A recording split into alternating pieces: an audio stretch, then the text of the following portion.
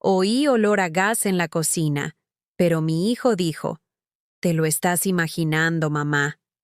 Durante años viví entre paredes que ya no me contestaban. Hoy voy a contarte algo que nunca pensé que contaría. Y si tú, por un segundo, sientes que esto te suena familiar, solo te pido que dejes un like y te suscribas. Me ayudará a seguir desahogándome. Me llamo Carmen Rodríguez. Tengo 68 años. Y durante los últimos 12 años he vivido en un mundo de silencio absoluto. Pero no cualquier tipo de silencio. Este era el silencio que llega cuando la vida te arranca la audición de un momento al otro. Cuando una meningitis decide que ya es suficiente. Que ya no necesitas escuchar las voces de las personas que amas. Mi casa en Salamanca es una de esas construcciones centenarias de piedra dorada que han visto pasar generaciones enteras. Los suelos de madera crujen bajo los pies cuando octubre se cuela por las rendijas de las ventanas, y las paredes gruesas guardan secretos de familias que ya no existen. Es una casa que tiene alma, dicen los vecinos. Una casa que mis propios hijos quieren vender antes de que yo muera. Vivo sola desde que murió Julián hace 5 años. Mi marido era un hombre bueno, de esos que te abrazan sin preguntar por qué lloras, de esos que dejan que el café se enfríe mientras te escuchan. Contar el mismo problema por 10ª vez. Cuando se fue, el silencio se volvió más denso, más pesado. Ya no solo era la sordera, era la ausencia de alguien que me veía como Carmen, no como la señora mayor que había perdido la audición. Mateo, mi único hijo, vive en Madrid con su esposa Beatriz y mi nieta de 8 años, Lucía. Antes, cuando todavía podía oír, Mateo me llamaba cada domingo por la mañana. Hablábamos de todo, de su trabajo en la empresa de seguros, de los problemas del colegio de Lucía, de recetas que había aprendido de su abuela. Ahora las llamadas se han reducido a mensajes de WhatsApp esporádicos y visitas obligatorias en Navidad y en mi cumpleaños. Esa mañana de jueves, mientras preparaba un café que ya había perdido todo su sabor para mí, algo me hizo detenerme, junto a los fogones.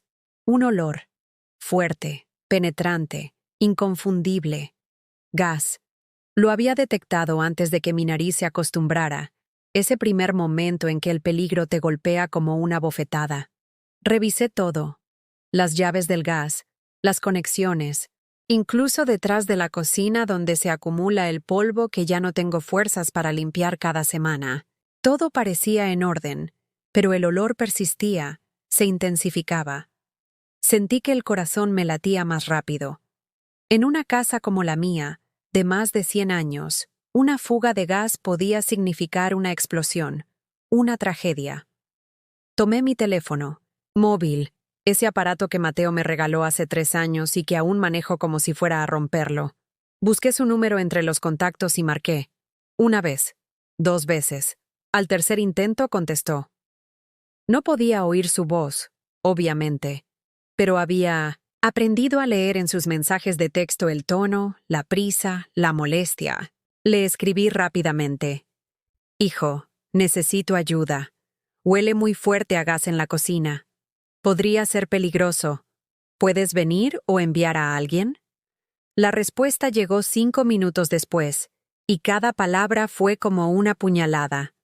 Mamá, no digas. ¡Tonterías! Siempre estás imaginando cosas. Te estás volviendo paranoica con la edad. Revisar el gas cada mes como te dije. Paranoica.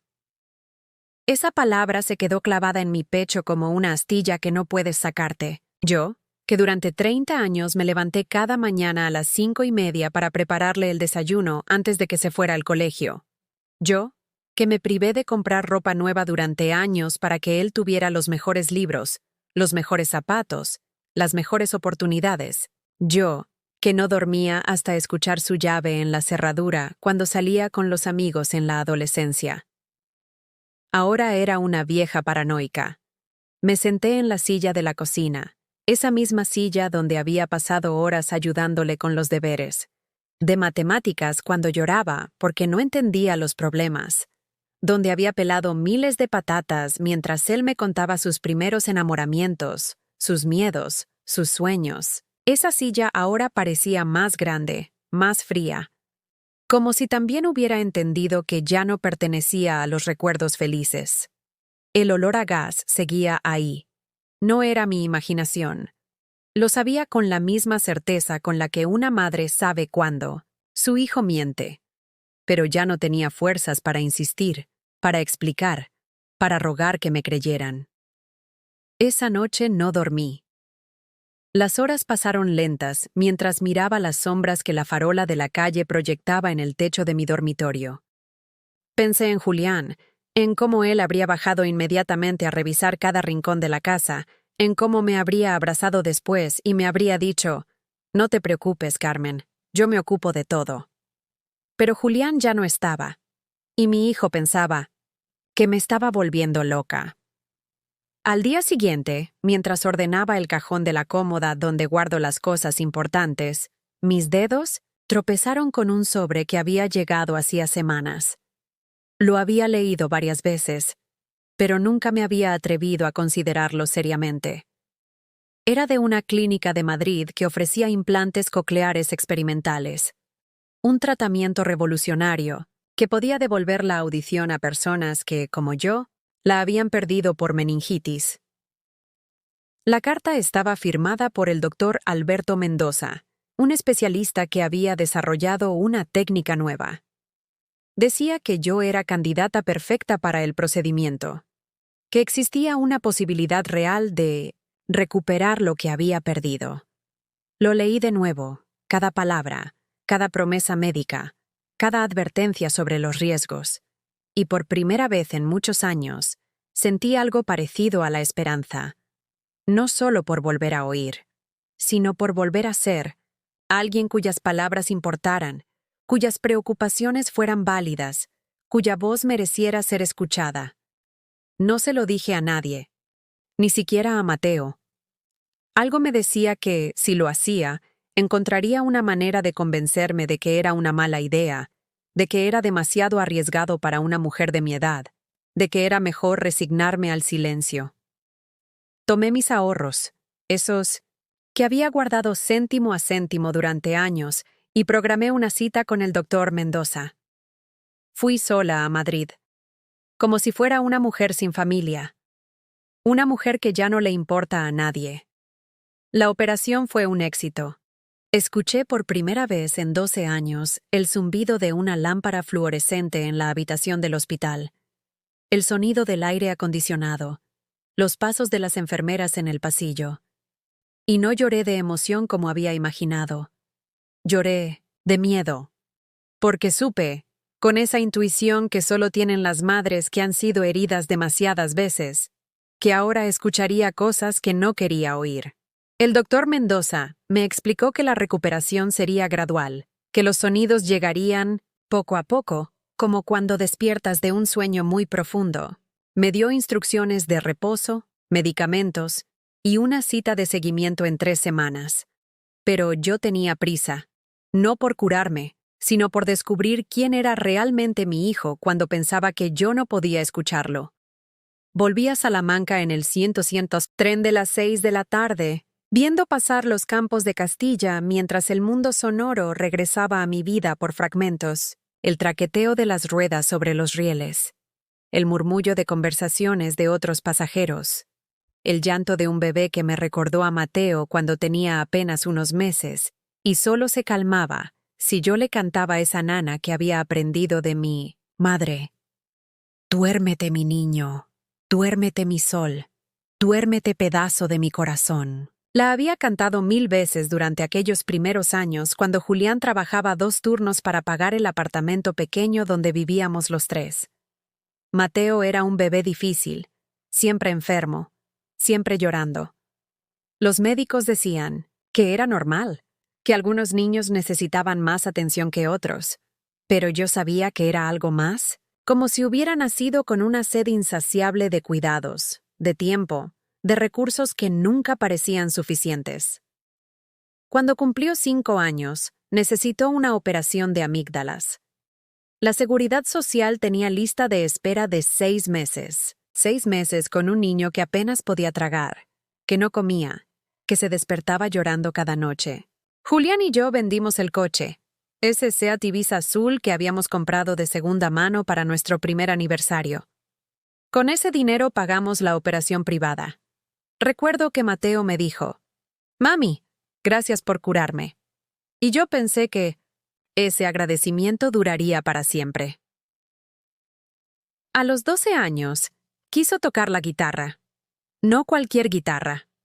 Una Yamaha que había visto en una tienda de música de Madrid y que costaba más que mi sueldo de 3 meses como limpiadora en la oficina de correos. Durante todo el verano trabajé horas extra, limpiando casas particulares los fines de semana, vendiendo las rosquillas de almendra que hacía mi abuela en la Plaza Mayor.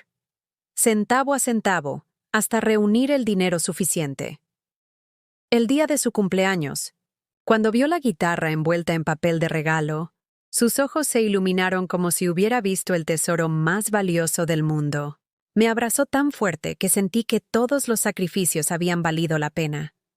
«Eres la mejor madre del mundo», me susurró al oído. «Cuando sea famoso, te compraré una casa grande». Pero a los 15 años, la guitarra empezó a juntarse, polvo en un rincón de su habitación.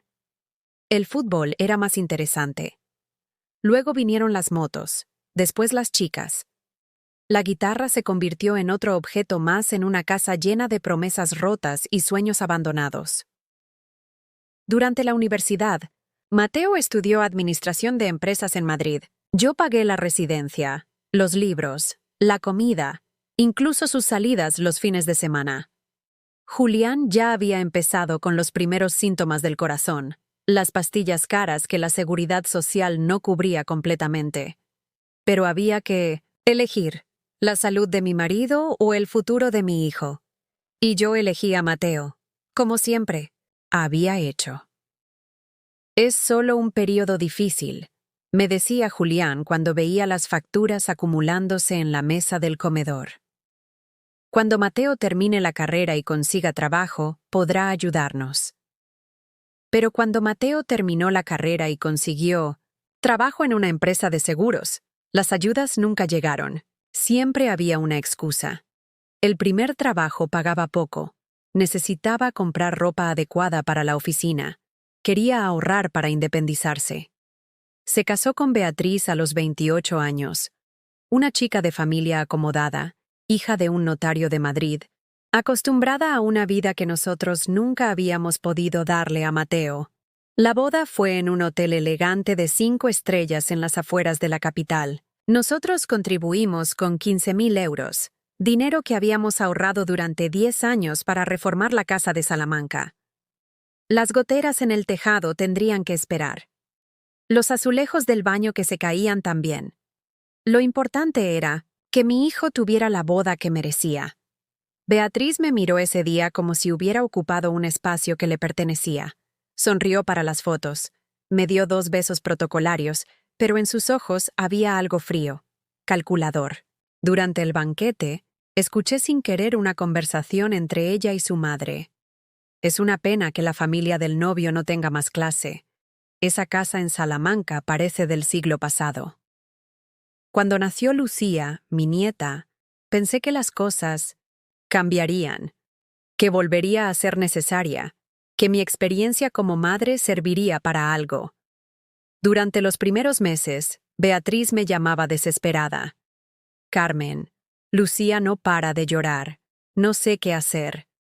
Yo dejaba todo, tomaba el tren a Madrid y me quedaba semanas enteras cuidando a la niña, sin dormir, sin descanso, pero feliz de sentirme útil otra vez.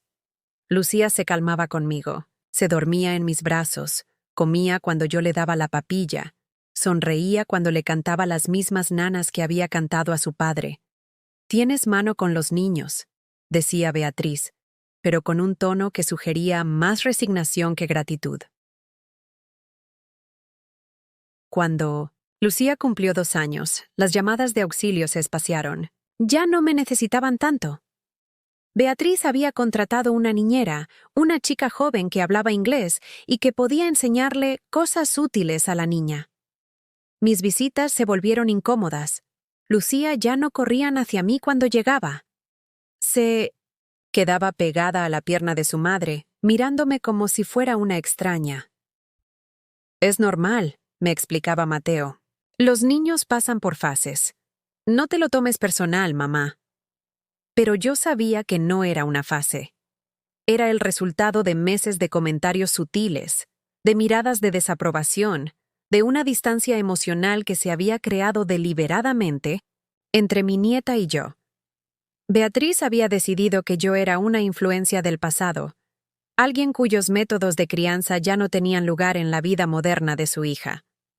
La última vez que cuidé a Lucía, hace ya 3 años, la niña estaba enferma, con bronquitis. Beatriz tenía una cena importante de trabajo, algo relacionado con la empresa de su padre. Me llamó un martes por la tarde. «Carmen, necesito que vengas. Es una emergencia». Tomé el primer tren disponible. Llegué esa misma noche. Durante 4 días. No salí del apartamento. Lucía tenía fiebre alta, tosía constantemente, apenas podía dormir. Yo la cuidé como había cuidado a Mateo cuando era pequeño, con paciencia infinita, con remedios caseros que habían funcionado, durante generaciones, con ese amor incondicional que solo tienen las abuelas. Cuando Beatriz regresó de su viaje de trabajo, Lucía ya estaba mejor. Correteaba por la casa, comía con apetito, se reía otra vez. Beatriz me agradeció con una frase breve. «Gracias, Carmen. Ya puedes irte». Como si hubiera sido una empleada doméstica contratada para una emergencia. No me ofreció quedarme, a cenar. No me preguntó cómo había estado yo durante esos días sin dormir. No reconoció que, una vez más, había resuelto un problema que ella no había sabido manejar. Simplemente me despidió. En el tren de vuelta a Salamanca, mientras veía pasar los campos castellanos en la oscuridad, entendí algo que había estado negándome a aceptar durante años. Para mi propia familia, yo me había convertido en un recurso. Alguien a quien llamar cuando había problemas, a quien ignorar cuando todo funcionaba bien. Una madre, una abuela, una mujer reducida a su utilidad práctica. Y lo más doloroso de todo era que había sido yo quien había permitido que esto pasara. Con cada sacrificio silencioso, con cada «no te preocupes», con cada vez que había puesto sus necesidades antes que las mías, había enseñado a mi hijo que mi valor como persona dependía de lo que pudiera dar, no de quién era. Durante la primera semana después de mi regreso, fingí que seguía sorda con una facilidad que me asustó. Había vivido tanto tiempo en silencio que representar ese papel se había vuelto natural. Asentía cuando alguien movía los labios, sonreía vagamente cuando percibía gestos que parecían amistosos, mantenía esa expresión perdida, que la gente asocia con quienes no pueden oír el mundo que los rodea. Pero por dentro, cada sonido era una revelación dolorosa. El primer sonido que realmente me perturbó fue mi propia respiración durante las noches de insomnio. Pesada, irregular, como si mi cuerpo hubiera estado guardando durante años la ansiedad que yo no me permitía sentir. Luego vinieron los ruidos de la casa. El gemido de las vigas de madera cuando cambiaba la temperatura, el goteo del grifo de la cocina que nunca había reparado completamente, el murmullo del refrigerador que parecía quejarse de su vejez. Pero los sonidos que más me dolían eran los que llegaban del exterior. Las risas de los niños jugando en la plaza, las conversaciones de las parejas jóvenes que paseaban por la tarde, el bullicio de una vida normal que seguía su curso mientras yo me había quedado atrapada en una burbuja de soledad autoimpuesta. Mateo vino a visitarme el viernes siguiente, como había hecho durante todos estos años. Una vez al mes, por obligación, nunca por ganas. Llegó acompañado de Beatriz como siempre. Ella nunca permitía que viniera solo, como si temiera que yo pudiera influenciarlo de alguna manera si se quedaba a solas conmigo. Los vi llegar desde la ventana del salón, Mateo caminaba con esa prisa nerviosa de alguien que quiere cumplir, con un trámite molesto lo más rápido posible. Beatriz lo seguía unos pasos atrás, revisando su teléfono móvil, vestida con esa elegancia fría que siempre me había hecho sentir como una campesina en mi propia casa. Abrí la puerta y los recibí con la sonrisa que había perfeccionado durante años. Cálida pero resignada, esperanzada pero no demandante. La sonrisa de una madre que ha aprendido a agradecer las migajas de atención que le conceden. «Hola, mamá», dijo Mateo, dándome un beso rápido en la mejilla. Su voz sonaba exactamente como la recordaba, pero había algo diferente en el tono, una impaciencia que antes yo no había podido detectar. Beatriz me saludó con su cortesía habitual, esa educación perfecta que había aprendido en su familia y que usaba como un escudo para mantener la distancia con personas que consideraba inferiores. «Carmen, ¿cómo estás? Te vemos bien». Se sentaron en el sofá del salón, ese sofá de tela floreada que había comprado hace 15 años, y que Beatriz miraba siempre como si fuera un objeto de museo, algo pintoresco, pero definitivamente fuera de lugar en el siglo XXI. Yo les serví café en las tazas buenas, esas de porcelana que solo usaba cuando venían visitas importantes, café en grano que había comprado especialmente para ellos, aunque mi pensión apenas me permitía esos lujos. Durante años había justificado estos gastos, diciéndome que era una inversión en la relación con mi hijo, una manera de demostrar que su visita me importaba. Me senté frente a ellos, manteniendo esa expresión atenta pero perdida que caracterizaba a las personas sordas cuando intentan seguir una conversación que no pueden oír.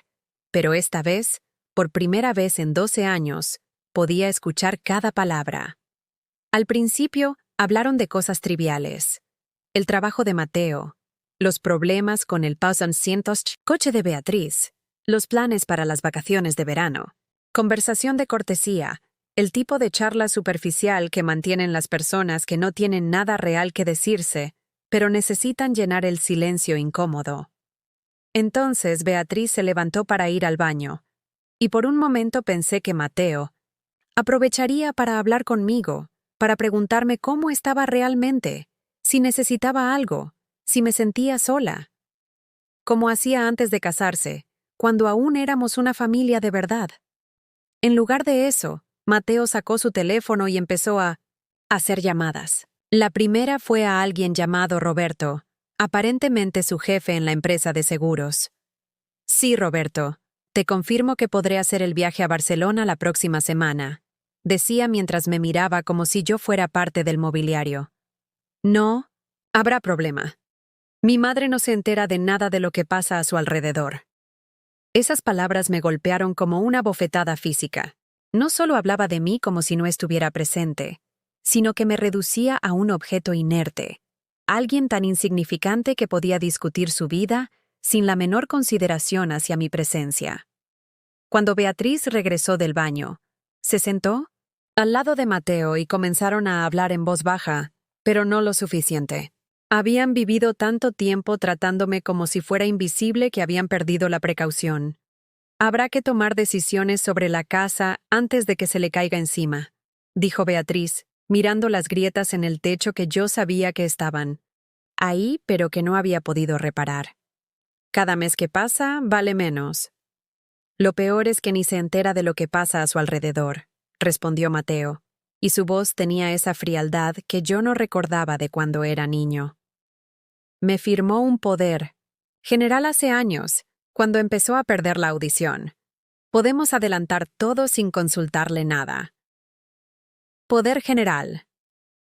Esas palabras resonaron en mi cabeza como una alarma de incendio. Recordé vagamente haber firmado unos papeles cuando mi sordera se volvió total, documentos que Mateo me había explicado como una precaución para que él pudiera ayudarme con los bancos y las gestiones médicas si yo no podía manejarlas sola. «¿Cuánto crees que vale realmente?», preguntó Beatriz, y en su voz había la misma avidez que ponían los anticuarios cuando evaluaban las piezas de valor en los programas de televisión. «El tasador de la inmobiliaria dice que mínimo 200.000 euros». respondió Mateo. Es una casa del siglo XVIII en el centro histórico. Con una reforma buena, podríamos sacar 300.000 fácilmente. 300.000 euros. El precio de mi vida, de mis recuerdos, de cada rincón donde había amado, sufrido, criado a mí, hijo, cuidado a mi marido enfermo durante sus últimos años. ¿Y ella no sospecha nada?, insistió Beatriz. ¿Sospechar qué? No entiende ni la mitad de los papeles que firma. Además, es lo mejor para ella. Esa casa es demasiado grande, demasiado vieja. Se puede caer cualquier día. En una residencia estará mejor cuidada. Residencia. La palabra me atravesó como un cuchillo. Habían planificado mi futuro sin consultarme. Habían decidido que mi casa, mi autonomía, mi dignidad eran obstáculos que eliminar para su conveniencia. Tragué saliva y mantuve mi expresión. Neutra. Pero sentí que algo se rompía definitivamente en mi pecho. No era mi corazón, porque eso habría sido demasiado limpio, demasiado poético. Era algo más sucio, más doloroso. La muerte lenta de la ilusión, la confirmación de que la persona que más había amado en mi vida me veía como un estorbo que gestionar. Mi madre es como un mueble viejo, continuó Mateo, y estas palabras fueron las que más me dolieron. Tiene valor sentimental, pero al final solo ocupa espacio. Beatriz se rió. Una risa suave, cómplice, que indicaba que esta no era la primera vez que tenían esta conversación, que llevaban tiempo riéndose, de mí planificando mi destino, reduciendo mi existencia a números en una cuenta bancaria. ¿Cuándo le daremos la noticia?, preguntó ella. Después del verano, respondió Mateo. Primero hay que tener todo preparado. Los papeles de la residencia, el contacto con la inmobiliaria, las cuentas organizadas. Cuando esté todo listo, le diremos que es por su propio bien. Por mi propio bien. La frase que usan los hijos cuando quieren justificar traiciones que no tienen justificación posible. Se quedaron media hora más, hablando de detalles prácticos. ¿Qué muebles tenían valor? ¿Qué objetos personales había que conservar? ¿Cómo organizar el traslado para que fuera lo menos traumático posible para mí? Cuando se fueron, me quedé sentada en el sofá durante horas, inmóvil, procesando cada palabra que había escuchado. El silencio de la casa ahora era diferente. Ya no era el silencio de la sordera, sino el silencio de la traición confirmada. Esa noche no dormí. No lloré tampoco. Me quedé despierta, mirando las sombras en el techo, sintiendo cómo cada memoria feliz con Mateo se reescribía con esta nueva información. Cada abrazo, cada te quiero, cada momento que había atesorado como prueba de su amor, ahora parecía contaminado por la duda. ¿Cuánto tiempo llevaba viéndome como un obstáculo? ¿Desde cuándo había empezado a contar los días que faltaban? ¿Para heredar mi casa? ¿Había fingido cariño durante todos estos años? ¿O simplemente había evolucionado hacia esta frialdad sin darse cuenta? Al amanecer, tomé una decisión que cambiaría todo. Me levanté, me vestí con mi ropa más digna y llamé a un taxi. Tenía citas que programar, profesionales que consultar, decisiones que tomar. Si mi hijo había decidido tratarme como un objeto, era hora de que aprendiera que los objetos no tienen sentimientos que herir, pero las madres traicionadas sí tienen recursos para defenderse. Y por primera vez en muchos años, no iba a pedirle permiso a nadie para cuidar de mí misma. Los siguientes días fueron una revelación tras otra, cada una más dolorosa que la anterior. Con mi audición recuperada, escuché conversaciones telefónicas que Mateo mantenía desde mi propia casa, pensando que yo no podía enterarme de nada. Conversaciones que me mostraron la profundidad real de su traición. El martes por la mañana, mientras yo fingía leer el periódico en la cocina, Mateo llegó sin avisar. Entró con su propia llave, esa que le había dado años atrás para emergencias y que ahora usaba como si la casa fuera suya. Se dirigió directamente a mi pequeño despacho, donde guardaba todos mis documentos importantes. Sí, Roberto, estoy revisando los papeles ahora mismo, le decía por teléfono a su jefe. Mi madre tiene más dinero ahorrado de lo que pensábamos. Podemos acelerar el proceso. Desde la cocina, escuché el sonido de cajones abriéndose, papeles moviéndose. Mi hijo estaba revisando mis cosas como si fuera un ladrón en mi propia casa. Pero peor que un ladrón, porque los ladrones al menos tienen la decencia de esperar a que no estés presente. Los extractos bancarios están aquí, continuó hablando. Tiene 80.000 euros en diferentes cuentas. Es perfecto. Con eso podemos pagar la entrada del apartamento nuevo y los primeros meses de la residencia. 80.000 euros. Mis ahorros de toda una vida.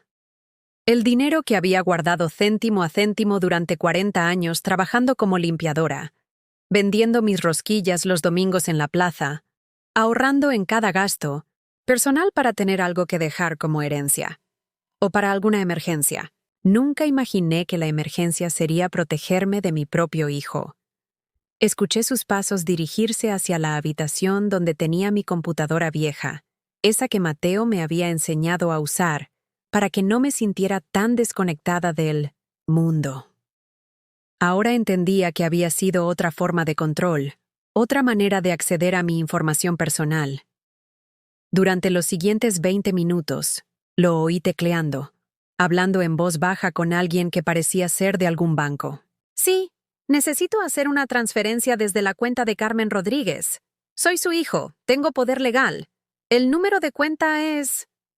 Sentí que el suelo se movía bajo mis pies.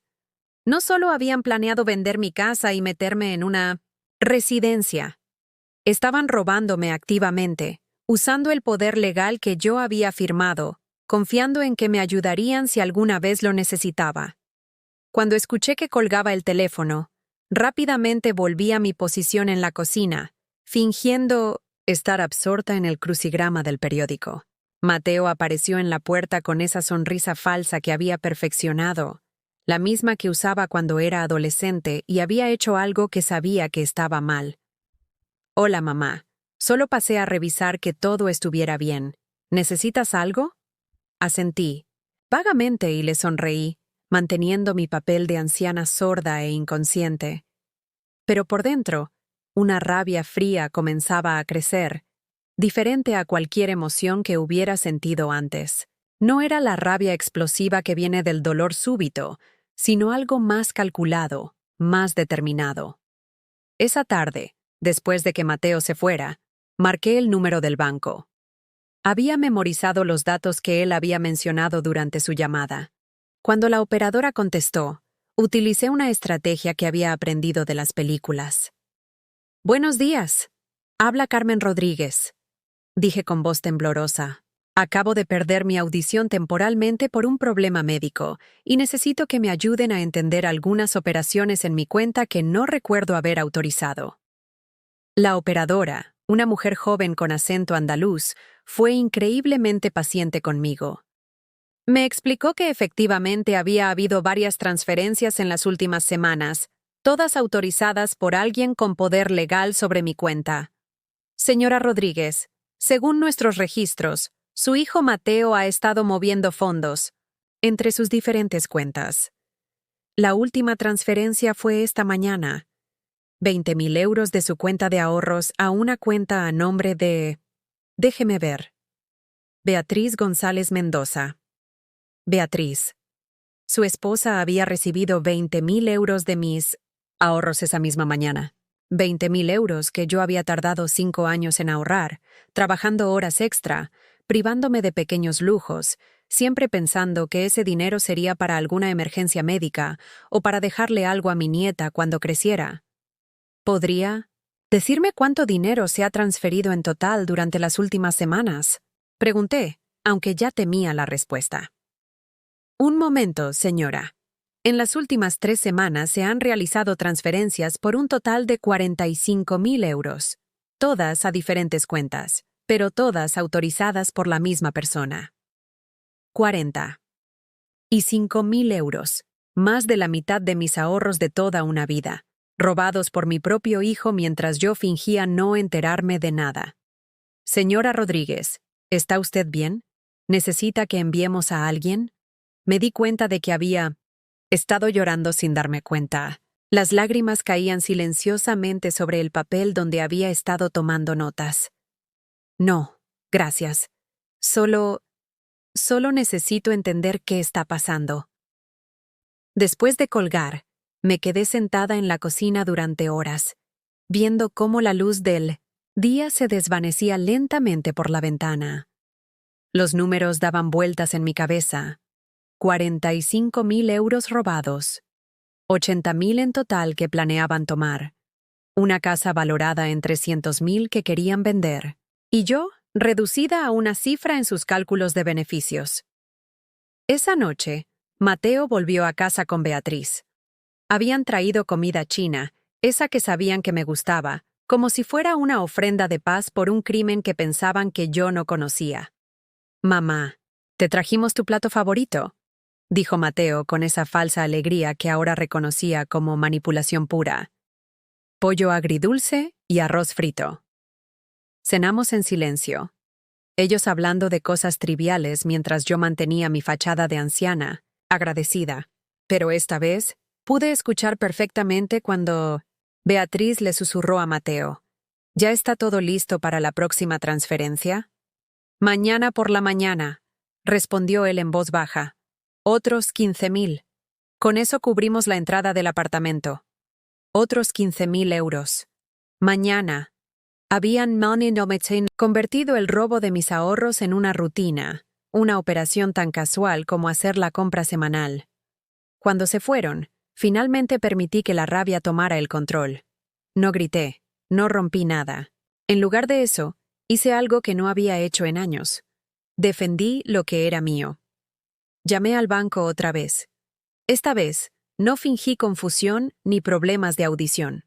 Hablé con la voz clara y firme que había usado cuando Mateo era pequeño, y necesitaba que entendiera que algo era definitivamente no negociable.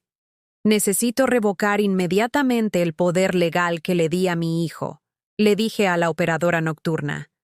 «Y quiero bloquear cualquier transferencia futura sin mi presencia física y mi identificación en la sucursal. Señora, para ese tipo de operaciones necesitará venir personalmente mañana durante horario de oficina, con su documento de identidad y... Estaré ahí a las 9 de la mañana», la interrumpí. «Y quiero hablar con el director. Tengo motivos para creer que alguien está haciendo uso fraudulento de mis cuentas». Esa noche dormí mejor de lo que había dormido en semanas. No porque mis problemas estuvieran resueltos, sino porque finalmente había empezado a resolverlos yo misma. Día siguiente, llegué al banco 5 minutos antes de que abrieran. El director, un hombre de unos 50 años con cara de haber visto demasiadas tragedias familiares relacionadas con dinero, me recibió con profesionalidad y una compasión discreta. «Señora Rodríguez, entiendo su situación. Lamentablemente, esto es más común de lo que la gente piensa. Familias que se aprovechan de poderes legales. Quiero recuperar el control total de mis cuentas», le dije. «Y quiero saber exactamente a dónde ha ido cada euro que se ha movido sin mi conocimiento. Directo». Pasamos 2 horas revisando extractos, identificando transferencias, rastreando el destino de mi dinero. 45.000 euros habían desaparecido en cuentas de Mateo, Beatriz, e incluso algunas empresas que probablemente estaban relacionadas con la compra de su nuevo apartamento. «¿Hay alguna manera de recuperar ese dinero?», pregunté. «Legalmente, será complicado», admitió el director. «Técnicamente, todas las transferencias fueron autorizadas por alguien con poder legal válido, pero podemos bloquear cualquier actividad futura. Y usted podría considerar acciones legales si puede demostrar que se hizo sin su conocimiento real». Cuando salí del banco, ya no era la misma mujer que había entrado. Llevaba en mi bolso una carpeta con toda la documentación de lo que habían hecho, pruebas irrefutables de cómo mi propio hijo había estado robándome sistemáticamente. Pero más importante que las pruebas era la decisión que había tomado. No iba a confrontarlos todavía. Primero, iba a proteger lo que quedaba. Y después, iba a enseñarles que subestimar a una madre traicionada había sido el error más grande de sus vidas. La semana siguiente fue diferente. Por primera vez en 1970 años, me desperté cada mañana con un propósito que iba más allá de simplemente sobrevivir otro día. Tenía una misión: proteger lo que quedaba de mi patrimonio y preparar mi defensa antes de que ellos se dieran cuenta de que ya no era la anciana indefensa que creían conocer. Contraté a Clara Mendoza, una abogada de Sevilla especializada en derecho familiar y casos de abuso económico hacia personas mayores. La encontré a través de una búsqueda en Internet que hice en la biblioteca municipal, fingiendo que necesitaba ayuda para usar las computadoras porque no sabía manejarlas bien. Otra mentira necesaria en mi nueva vida de estrategias ocultas. Clara tenía unos 40 años, cabello oscuro recogido en un moño práctico, y esa mirada directa que tienen las personas acostumbradas a enfrentar injusticias. Cuando le conté mi historia por teléfono, no se sorprendió. Señora Rodríguez, veo casos como el suyo todas las semanas. Hijos que confunden el cariño filial con una inversión a largo plazo. Me citó en su oficina de Sevilla un martes por la mañana. Le dije a Mateo que iba al médico para una revisión rutinaria. Una excusa que sabía que no cuestionaría porque nunca había mostrado interés real en mi salud, solo en aparentar que se preocupaba. El viaje en tren a Sevilla me dio tiempo para pensar. Durante 2 horas, viendo pasar los campos de olivos y los pueblos blancos de Andalucía, reflexioné sobre cómo había llegado a este punto. ¿En qué momento había pasado de ser una madre que daba todo por amor a ser una víctima que daba todo por miedo al abandono? La oficina de Clara estaba en una calle estrecha del centro histórico de Sevilla, en un edificio del siglo XVIII que había sido restaurado con cuidado. Me gustó inmediatamente que hubiera elegido conservar un espacio con historia, como si entendiera el valor de las cosas que han perdurado en el tiempo. Señora Rodríguez, me dijo mientras revisaba los documentos que había traído. Su caso es más sólido de lo que imagina, aunque técnicamente las transferencias fueron legales. El patrón sistemático y las cantidades involucradas sugieren abuso de confianza. Pero antes de cualquier acción legal, necesitamos proteger sus activos restantes. Durante las siguientes 3 horas, Clara me explicó mis opciones. Podíamos revocar completamente el poder general y crear un nuevo testamento que protegiera mis intereses. También podíamos establecer un fideicomiso que garantizara que mi casa no pudiera ser vendida sin mi consentimiento explícito, incluso si yo llegara a tener problemas cognitivos en el futuro. ¿Y qué pasa con el dinero que ya se llevaron? Y pregunté. Eso será más difícil, admitió Clara. Pero podemos presentar una demanda civil por abuso de confianza. No garantizo que recupere todo, pero sí podemos enviar un mensaje claro de que usted no es la víctima indefensa que ellos creen. Firmé todos los papeles necesarios. El Nuevo Testamento dejaba la casa a una fundación benéfica de Salamanca que ayudaba a mujeres mayores en situaciones de vulnerabilidad. Mateo quedaba completamente excluido de cualquier herencia. En caso de que necesitara cuidados médicos, había establecido un fondo específico para eso, pero administrado por la fundación, no por mi familia. ¿Estás segura de esta decisión?, me preguntó Clara. Es irreversible, y su hijo no tendrá ninguna compensación, incluso si cambia de actitud. Muy segura, le respondí. Durante años he estado pagando por un amor que nunca fue real. Es hora de dejar de financiar mi propia humillación. El viaje de vuelta a Salamanca fue extraño. Me sentía más ligera, como si hubiera dejado una carga pesada en esa oficina de Sevilla, pero también sentía una anticipación nerviosa. Sabía que lo que había hecho cambiaría todo, pero aún no había decidido cuándo y cómo revelar mi nueva situación. Esa decisión la tomó por mí el propio Mateo. El viernes por la noche llegó a casa más alterado de lo normal. Había intentado hacer otra transferencia desde mi cuenta y se había encontrado con que ya no tenía acceso. El banco le había informado que el poder general había sido revocado y que cualquier operación futura requería mi presencia física. Mamá, me dijo, intentando mantener la calma pero con una tensión evidente en la voz. Parece que hay un problema con los papeles del banco. Dicen que revocaste mi acceso a las cuentas. Fingí confusión, como si no entendiera de qué me hablaba. ¿Qué papeles, hijo? No recuerdo haber hecho nada especial. Los papeles que firmaste hace años, insistió, y pude notar cómo luchaba por no perder la paciencia. El poder general que me diste para ayudarte con el banco cuando te quedaste sorda. Ah, sí, dije vagamente. Puede ser. Últimamente, no recuerdo bien las cosas. ¿Es importante? Vi cómo se le tensaba la mandíbula. Durante todos estos años, había contado con que mi supuesta confusión mental le permitiría manejar mis asuntos sin interferencias. Ahora, esa misma confusión que él había alimentado se había vuelto en su contra. Mamá, necesito que vengas conmigo al banco el lunes para arreglar este malentendido. ¿Para qué, hijo? ¿Está pasando algo malo con mi dinero? No, no está pasando nada malo, dijo, pero su voz sonaba tensa. Solo necesitamos aclarar unos trámites. El lunes, como había prometido, fuimos juntos al banco. Mateo pensaba que el problema se resolvería fácilmente, que yo firmaría lo que fuera necesario para restaurar su acceso a mis cuentas. No tenía idea de que yo había estado preparando este momento durante semanas.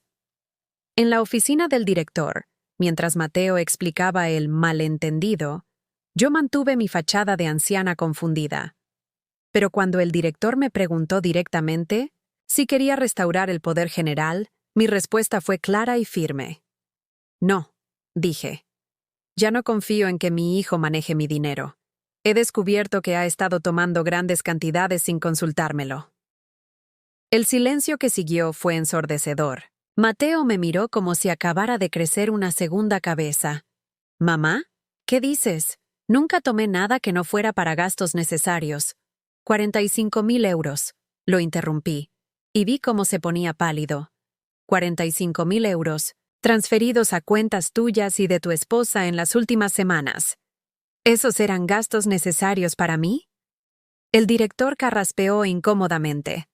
Señor Rodríguez, según nuestros registros, efectivamente se han realizado transferencias por esa cantidad desde las cuentas de su madre. Mateo intentó explicarse, balbuceando sobre gastos de mantenimiento de la casa, sobre preparativos para mi futuro cuidado, sobre inversiones que me beneficiarían a largo plazo. Pero cada palabra sonaba más desesperada, más obviamente falsa. «Hijo», le dije con la voz más calmada que pude, «encontrar. Durante años te he dado todo lo que tenía. Dinero, tiempo, sacrificios, incluso mi propia dignidad. Pero ahora me doy cuenta de que nunca fue suficiente para ti. Siempre querías más. Mamá, no es así. Todo lo que hice fue para protegerte». «¿Protegerme?», repetí. «¿Protegerme de qué? ¿De tener dinero propio? ¿De vivir en mi propia casa? ¿De tomar mis propias decisiones?» Salimos del banco en silencio absoluto. Mateo conducía con las manos apretadas sobre el volante, su cara una máscara de frustración y algo que no había visto antes. Miedo. Miedo de que sus planes cuidadosamente elaborados se estuvieran desmoronando. En casa, finalmente explotó. «¿Se puede saber qué te pasa, mamá? ¿Desde cuándo eres tan calculadora?» «Desde que descubrí que mi propio hijo me estaba robando», le respondí. «Y desde que entendí que para ti soy solo una fuente de ingresos que administrar hasta que muera». «Eso no es verdad. Todo. Lo que hago es pensando en tu bienestar». «Mi bienestar», repetí lentamente. ¿Mi bienestar incluye vender mi casa sin consultármelo? ¿Incluye meterme en una residencia para poder acceder más fácilmente a mi herencia? ¿Incluye robar mis ahorros para comprar un apartamento para ti y tu esposa? Se quedó helado, absolutamente inmóvil. Sí, Mateo, sé todo. Sé que planeabas vender mi casa. Sé que ya habías elegido una residencia. Sé que transferiste mi dinero para la entrada de vuestro apartamento nuevo. Lo sé todo. ¿Cómo? ¿Tú no puedes? ¿No puedo qué? ¿No puedo oír? ¿No puedo pensar? ¿No puedo defenderme? Y entonces, por primera vez en semanas, dejé caer la máscara completamente. Hace un mes me operé en Madrid. Recuperé la audición. Y desde entonces he estado escuchando cada palabra que dijiste sobre mí, cada plan que hiciste sin consultarme, cada conversación donde me redujiste a un problema que resolver. Vi cómo toda la sangre desaparecía de su cara. He oído cómo me llamabas un mueble viejo. He oído cómo te reías con Beatriz de mi ignorancia. He oído cómo planificabais mi futuro como si yo ya estuviera muerta. Mateo se desplomó en una silla, finalmente entendiendo la magnitud de lo que había perdido. No solo el dinero o la casa. Había perdido la confianza de la única persona que lo había amado incondicionalmente durante toda su vida. Y por primera vez en años, no sentí lástima por él. Los días que siguieron a mi revelación fueron los más tensos que había vivido en años. Mateo no volvió a casa inmediatamente después de nuestro encuentro en el banco. Supongo que necesitaba tiempo para procesar que durante semanas había estado ejecutando sus planes delante de alguien que podía escuchar cada palabra, cada risa cruel, cada comentario despectivo. Pero yo sabía que regresaría. Y sabía que no vendría solo. La llamada llegó el miércoles por la tarde. Era Beatriz, no Mateo, quien había decidido tomar las riendas de la situación. Carmen, me dijo con esa voz dulce y controlada que usaba cuando necesitaba algo. Creo que hubo un malentendido muy grande el lunes. Mateo está muy preocupado por ti. Dice que estás actuando de manera muy extraña. ¿Extraña? Repetí. ¿Te parece extraño que una madre se defienda cuando descubre que su familia la está robando? Hubo una pausa incómoda al otro lado de la línea. Beatriz no estaba, acostumbrada a que la gente le hablara directamente, sin rodeos. Carmen, nadie te está robando. Todo lo que Mateo hizo fue para asegurar tu futuro, para que no tuvieras que preocuparte por nada cuando fueras mayor. Beatriz, le dije con una calma que me sorprendió a mí misma. Tengo 68 años, no 98. Aún puedo tomar mis propias decisiones. Y he decidido que ya no voy a financiar vuestro estilo de vida a costa de mi dignidad. Mira, Carmen, creo que necesitamos hablar todos juntos. En familia. Este sábado. Mateo está muy dolido por lo que pasó, pero estoy segura de que podemos resolver este malentendido. No hay malentendido, le respondí. Hay hechos. 45.000 euros robados. Planes para vender mi casa sin consultármelo. Conversaciones donde me tratan como un mueble viejo que hay que trasladar. Esos son hechos, no malentendidos.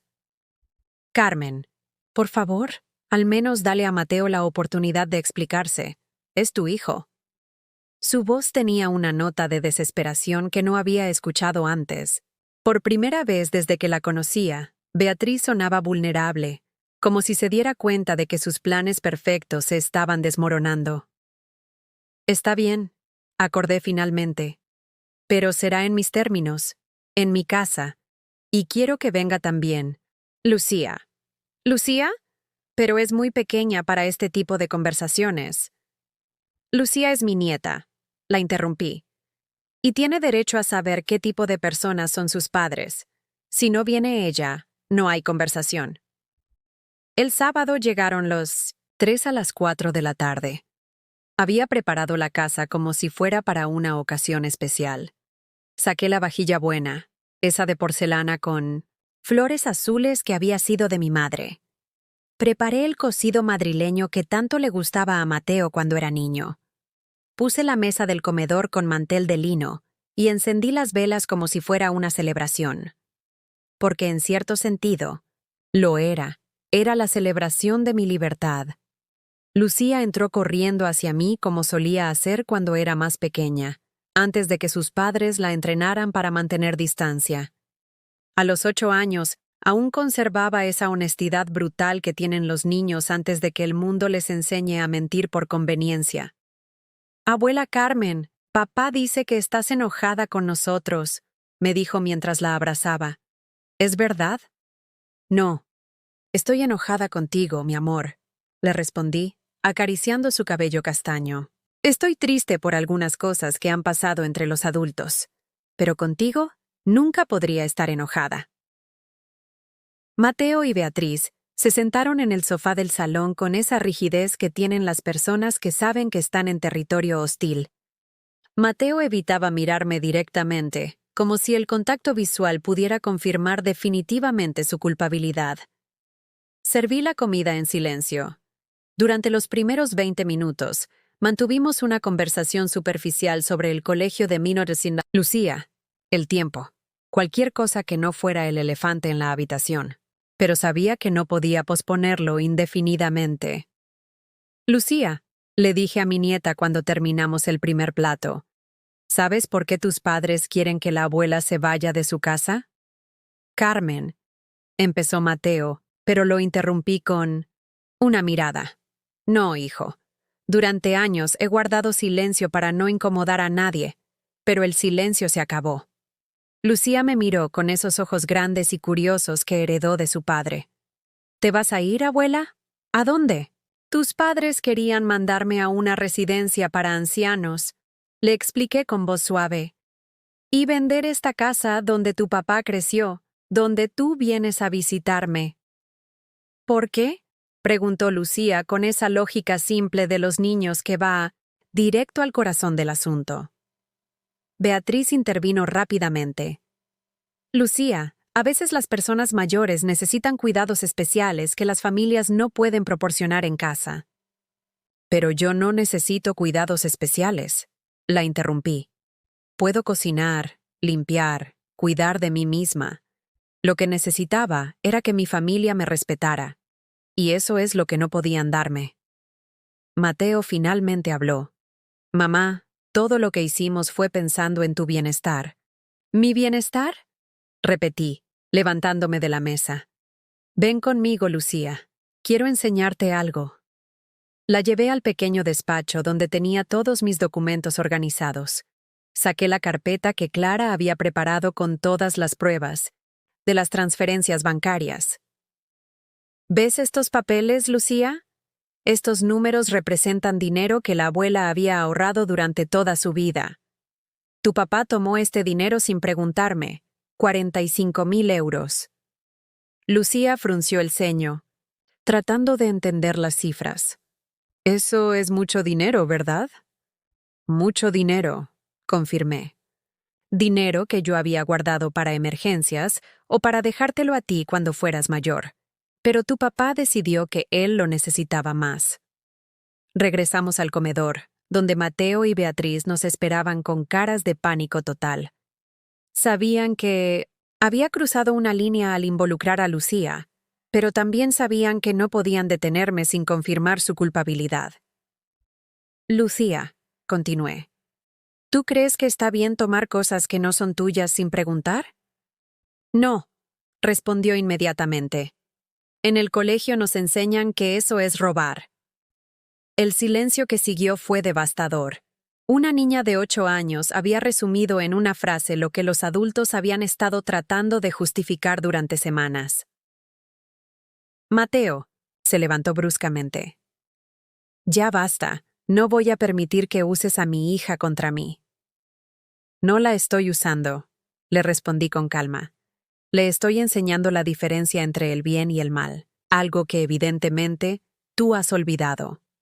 Yo soy tu hijo. Todo lo que hice fue para cuidarte». «¿Cuidarme?», grité por primera vez en años, y mi voz resonó en las paredes de la casa que habían sido testigos de tantos momentos felices. ¿Llamarme paranoica cuando detecté una fuga de gas es cuidarme? ¿Robar mis ahorros es cuidarme? ¿Planear vender mi casa sin consultármelo es cuidarme? Lucía empezó a llorar, asustada por los gritos. Inmediatamente me acerqué a ella y la abracé. «Lo siento, mi amor», le susurré.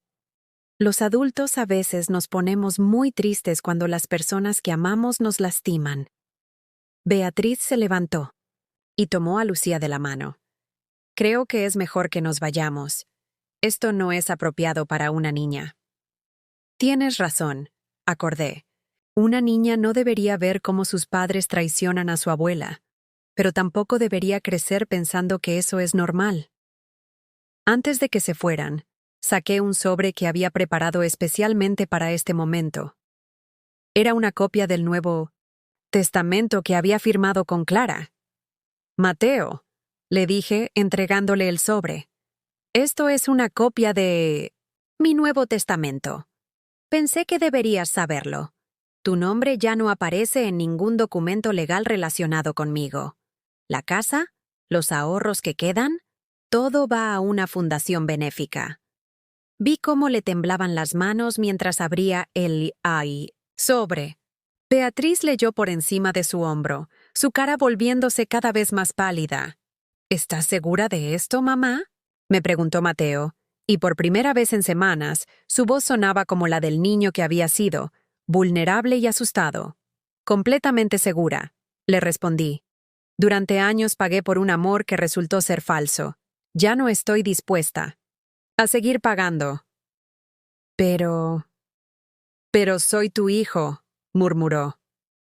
«Eras mi hijo», lo corregí. «Los hijos aman a sus madres. Los hijos respetan a sus madres.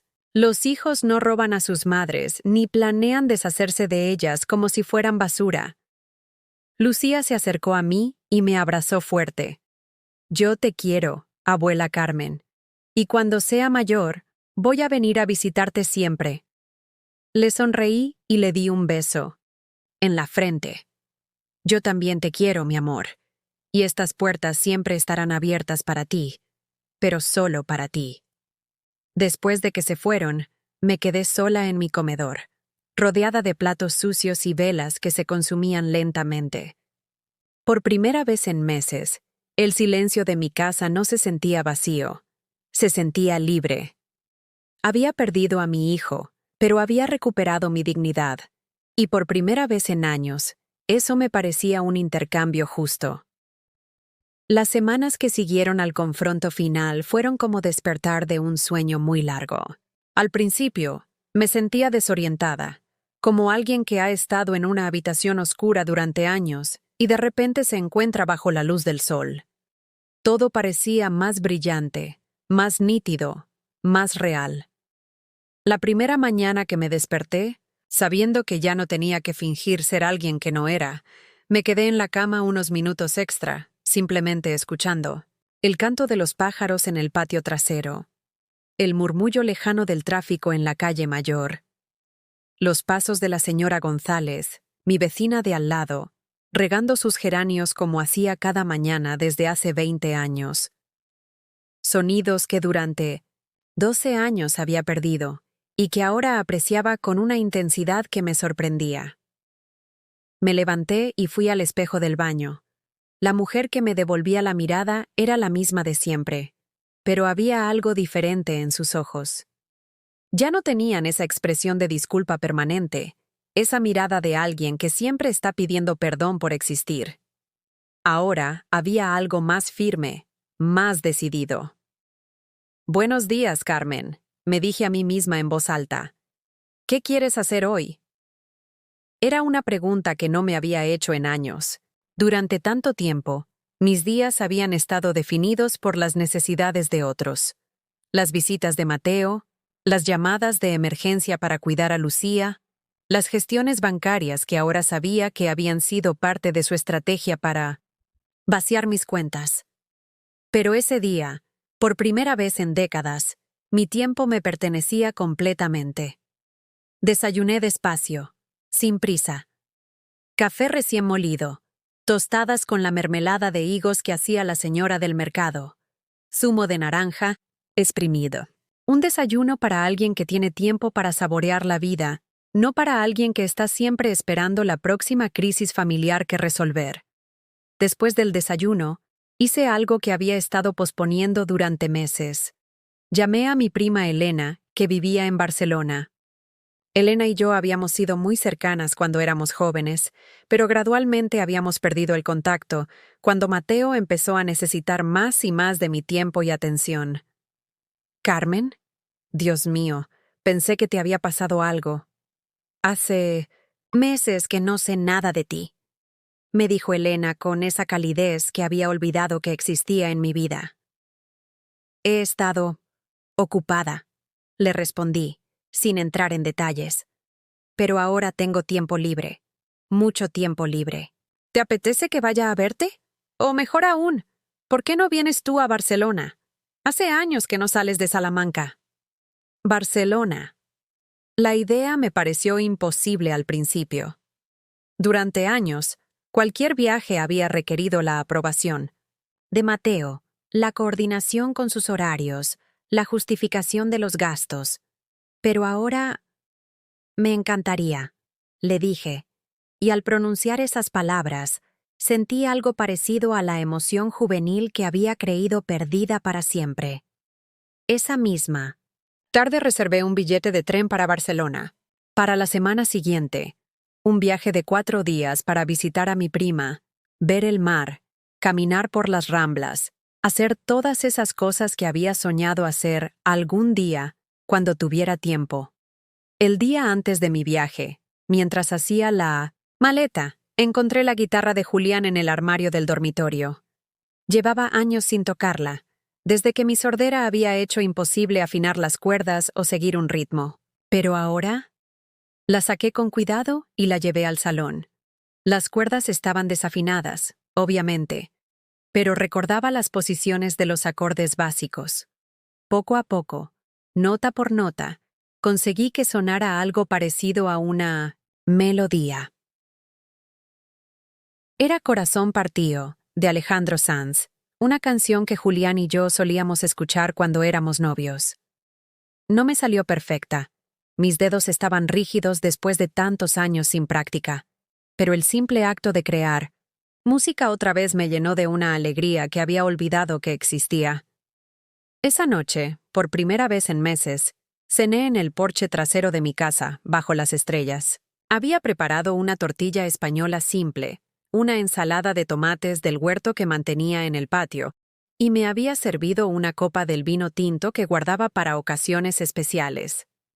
¿Y qué ocasión podía ser más especial que celebrar mi propia libertad? Mientras cenaba, pensé en Mateo. No con rabia, como había esperado, sino con una tristeza tranquila.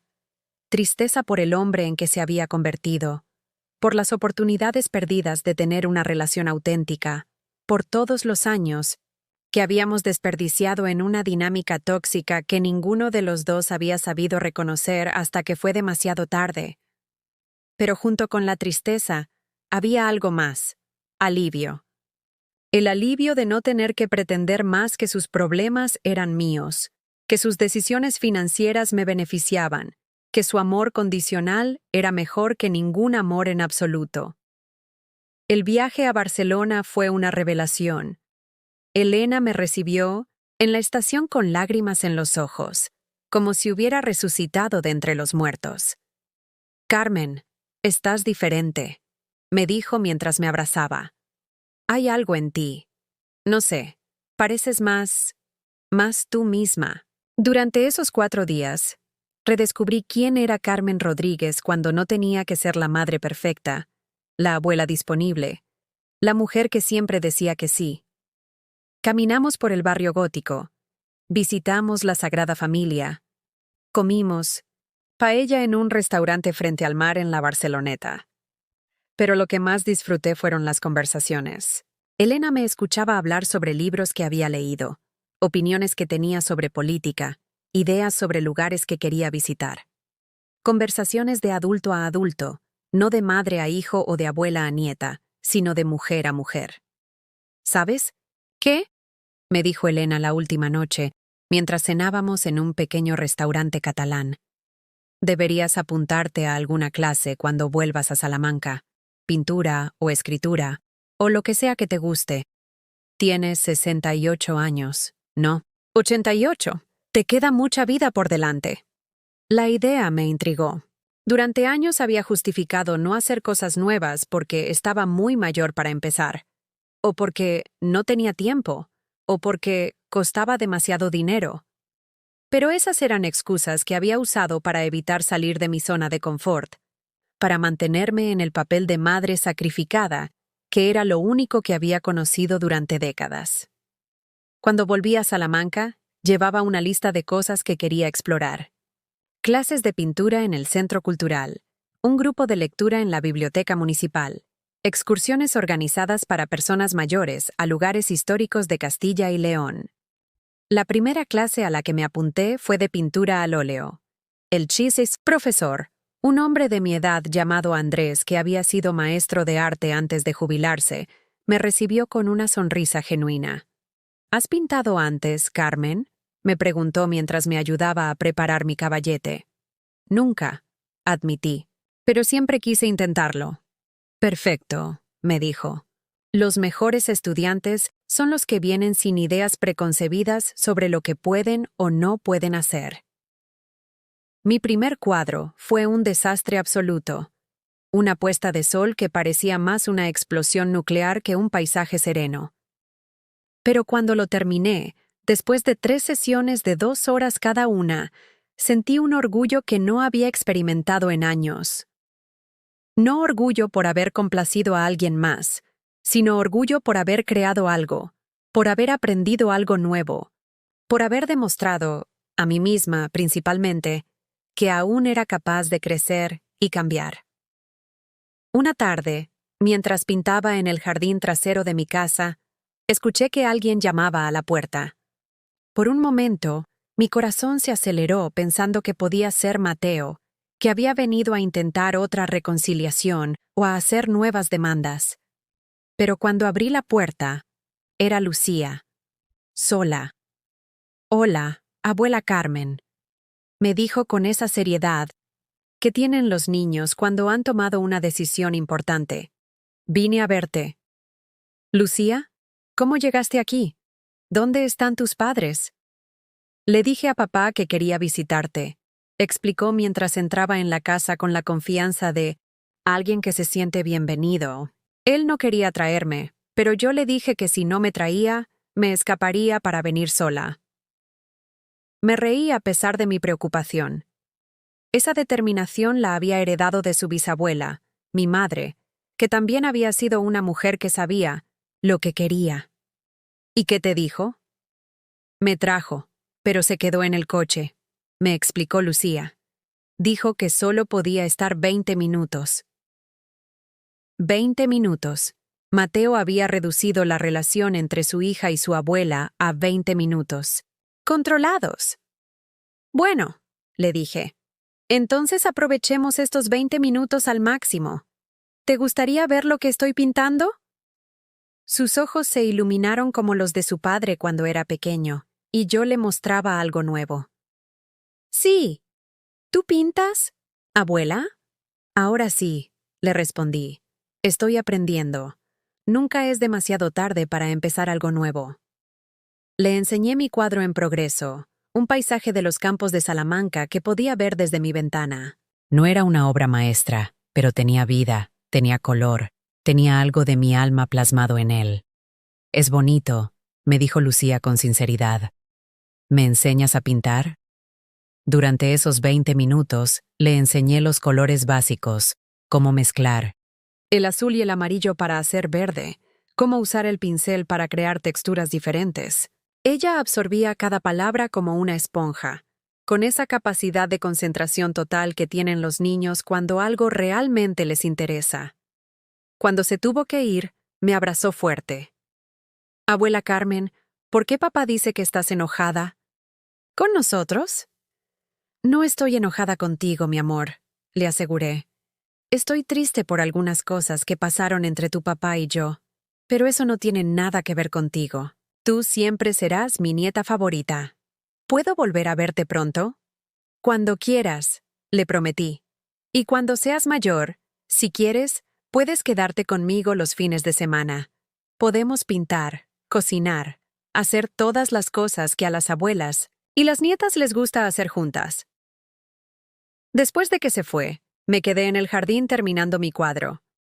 El sol se estaba poniendo, pintando el cielo de naranjas y rosas que ningún pincel podría capturar completamente. Pero lo intenté de todas formas. Y por primera vez en años, no me importó si lo hacía perfectamente o no. Lo importante era que lo estaba haciendo. 6 meses después de aquella cena que cambió mi vida para siempre, me encuentro sentada, en el mismo porche trasero donde celebré mi primera noche de libertad. Pero ahora todo es diferente. El jardín que antes mantenía por obligación, pensando en las visitas de Mateo, ahora florece porque me da placer cuidarlo. Los tomates están más rojos, las flores más coloridas, como si ellas también hubieran sentido el cambio en el aire. Esta mañana recibí una carta que llevaba el sello de Madrid. Al principio, mi corazón se aceleró pensando que podía ser algo legal relacionado con Mateo, algún último intento de reclamar lo que consideraba suyo por derecho de sangre. Pero cuando la abrí, encontré algo completamente inesperado.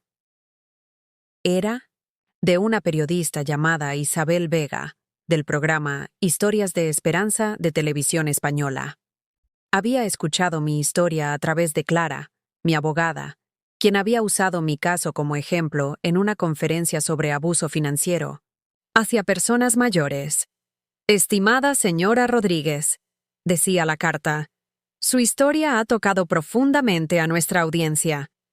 Nos gustaría invitarla a compartir su experiencia en nuestro programa, no solo para honrar su valentía, sino para ayudar a otras personas mayores que puedan estar viviendo situaciones similares. Un programa de televisión.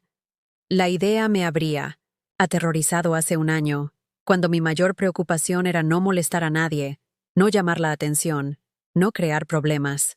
Pero ahora, la perspectiva de que mi historia pudiera ayudar a otras mujeres como yo me llenaba de una emoción que no había sentido nunca. Llamé a Isabel esa misma tarde. Señora Rodríguez, me dijo con una voz cálida y profesional, sabemos que no es fácil hablar de estas cosas en público, pero su historia tiene el poder de cambiar vidas. ¿De qué manera? Le pregunté. Porque demuestra que nunca es demasiado tarde para defenderse, que la edad no nos quita el derecho a la dignidad, y que a veces el amor más grande que podemos dar es negarnos a permitir que nos maltraten. El programa se grabó, 3 semanas después, en los estudios de Madrid. Elena vino conmigo para apoyarme, como había hecho durante estos meses de transformación. En el camerino, mientras me preparaban con maquillaje y me explicaban cómo funcionarían las cámaras, tuve un momento de pánico. ¿Y si Mateo ve el programa? Le susurré a Elena. ¿Y si esto empeora las cosas? Carmen, me dijo mi prima tomándome de las manos, las cosas no pueden empeorar más de lo que ya estaban. Y piensa en todas las mujeres que van a verte esta noche y van a decirse, sí, ella pudo, yo también puedo. La entrevista duró 45 minutos. Isabel fue gentil pero directa, haciéndome preguntas que me permitieron contar mi historia completa. Los años de sacrificio silencioso, el abuso financiero, la pérdida y recuperación de mi audición, el momento en que decidí defenderme. ¿Qué le diría a una mujer que está viviendo algo similar? Me preguntó Isabel hacia el final del programa. Le diría que su valor como persona no depende de lo que pueda dar a otros. Respondí, mirando directamente a la cámara. Le diría que el amor real no exige que te sacrifiques hasta desaparecer. Y le diría que nunca es demasiado tarde para elegir la dignidad sobre la comodidad. El programa se emitió un martes por la noche. No lo vi en directo porque estaba en mi clase de pintura, pero Elena lo grabó para mí. Cuando lo vimos juntas al día siguiente, No pude creer que esa mujer segura y articulada en la pantalla fuera yo. Las reacciones llegaron inmediatamente. Llamadas telefónicas de mujeres de toda España, contándome sus propias historias, cartas de agradecimiento, incluso algunas visitas de periodistas locales que querían profundizar en el tema del abuso hacia personas mayores. Pero la reacción, que más me sorprendió, llegó una semana después del programa, cuando abrí la puerta y me encontré con Mateo parado en mi portal. Había envejecido visiblemente en estos meses.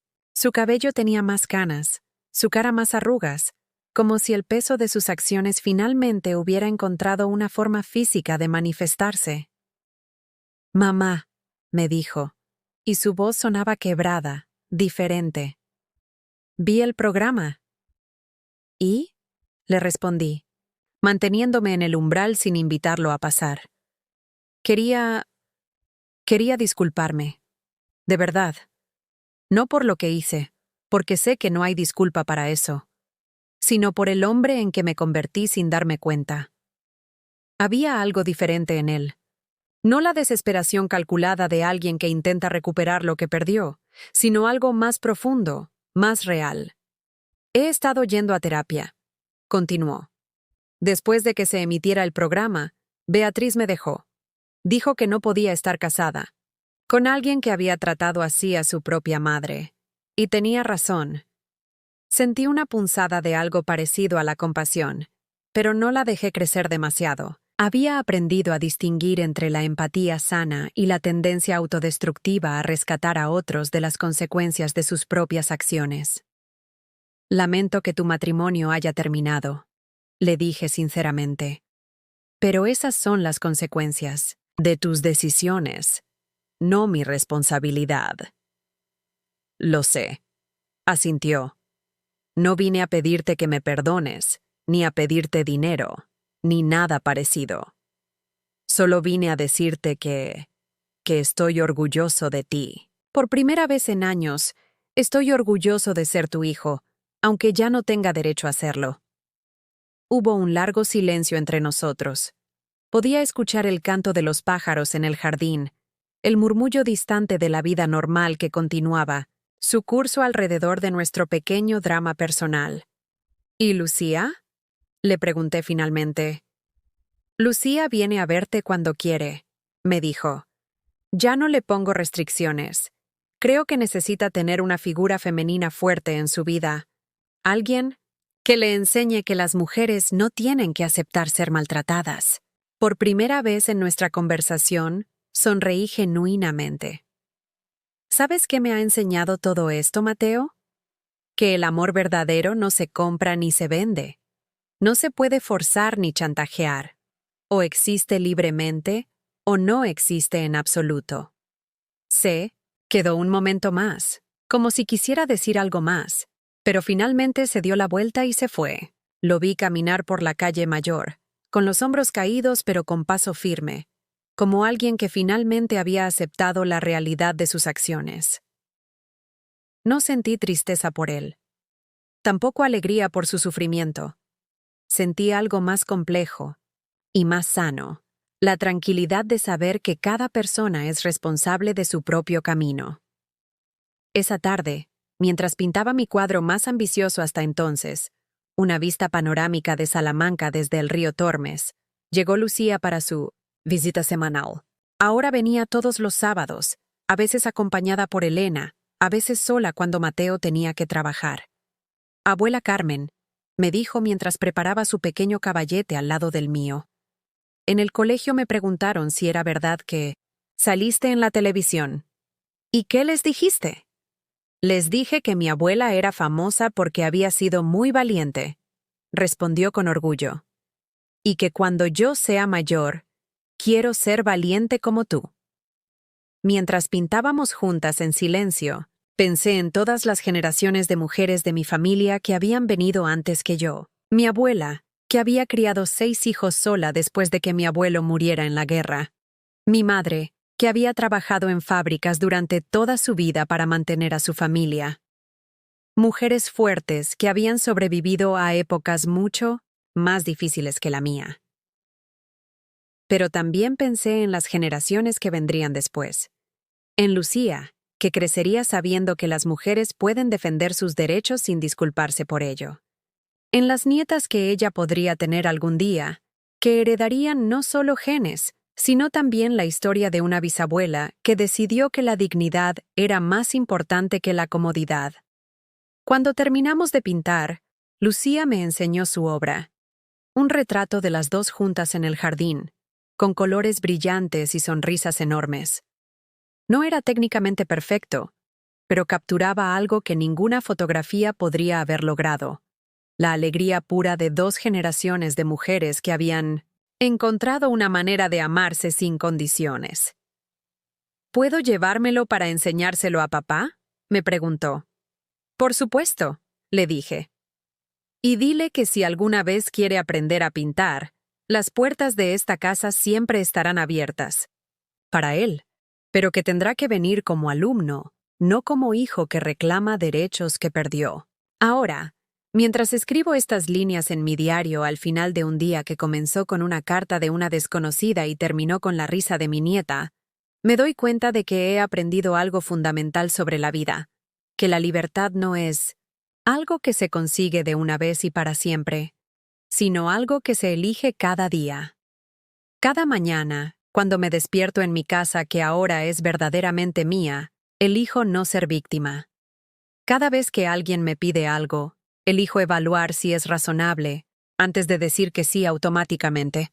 Cada vez que siento la tentación de sacrificar mi bienestar por complacer a otros, elijo recordar que mi valor no depende de mi utilidad.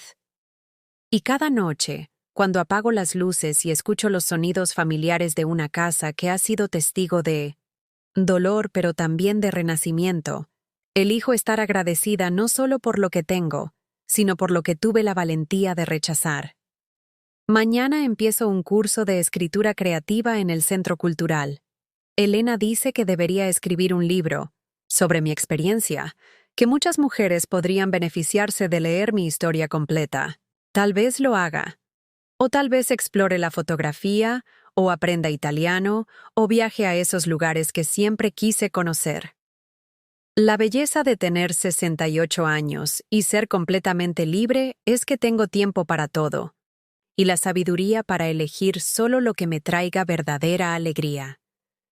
Porque al final, esa es la lección más importante que he aprendido, que la vida no se trata de sobrevivir hasta el final, sino de vivir con dignidad cada día que te queda. ¿Has vivido alguna vez una situación así? ¿O conoces a alguien que haya pasado por algo parecido? Cuéntamelo en los comentarios. Si esta historia te tocó el corazón, déjame tu like y suscríbete al canal. Tu apoyo ayuda a que mensajes como este lleguen a alguien que realmente necesita escucharlos.